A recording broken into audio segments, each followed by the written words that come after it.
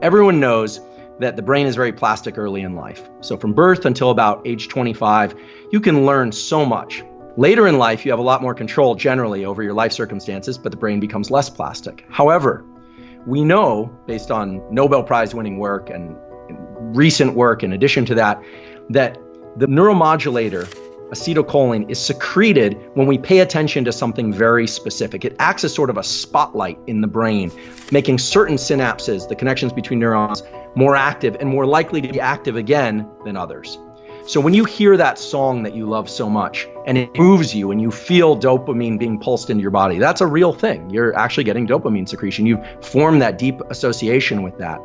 And acetylcholine draws your attention to that. And that song is essentially wired in a very indelible way into your nervous system at multiple. You can probably even with certain songs, you can feel your body start to energize because of course the brain through connections with your muscles controls your body.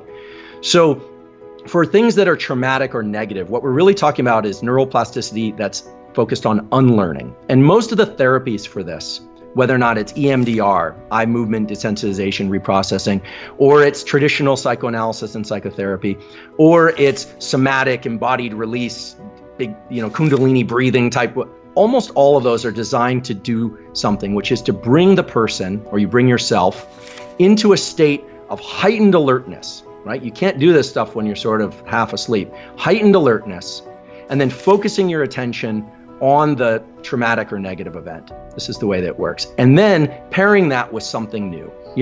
Traditionally this was done with things like NLP or in talk therapy where people would feel the positive relationship with the therapist. That was kind of the main rationale in association with this very traumatic, sometimes even, shameful type events. And the idea is that you would simultaneously have those two experiences, the negative one and the feeling of safety, and you would rewire those circuitries. I actually believe that can work, but it can take a lot of times. It can take a lot of visits to the therapist, which is not to say it's bad. It's just not everyone has access to those resources. Things like eye movement desensitization reprocessing, simply moving the eyes laterally while recounting these negative events.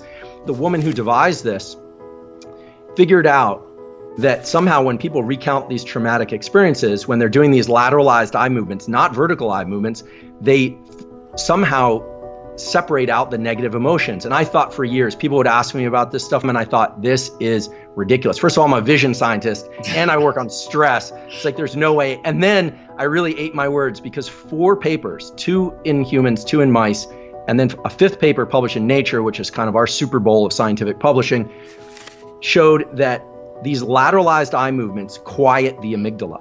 They actually suppress activation of this threat detection center in the amygdala.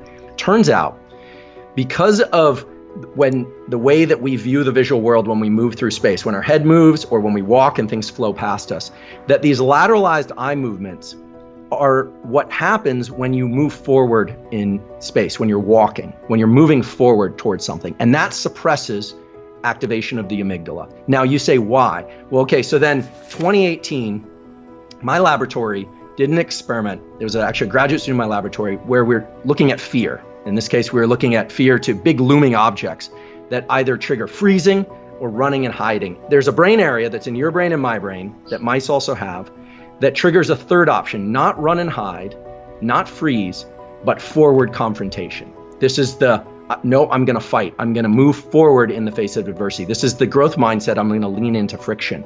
And it turns out that this circuit is linked to the dopamine reward pathway. When we move forward in the face of a threat, and obviously we want to do this in healthy, adaptive ways, we suppress activity of the amygdala through physical action of moving forward, and there's a signal sent to the areas of the brain that control dopamine reward. Those reward centers then trigger the release of dopamine to reward forward effort in the face of stress or threat. So when you hear about people saying, look, take some physical action when you're feeling exhausted, take some forward physical action when you're feeling overwhelmed by this traumatic experience. Now that could be in the form of a walk. Now this therapist, she figured out with EMDR, because you can't take people walking around for therapy sessions, she figured out that these lateralized eye movements are what triggers suppression of the amygdala. And it makes perfect sense because the amygdala, this threat detection center in our brain, it doesn't connect to the limbs. So how does it know if you're moving forward? Well, because the eyes are moving. You have these reflexive eye movements that move anytime you're moving through space. So to make this a little more succinct, it's really forward movement, action, pushing yourself across that threshold. Not only rewards you, but it suppresses activity of the fear centers in the brain. And these are ancient hardwired mechanisms. These aren't hacks. These are things that Mother Nature installed in us.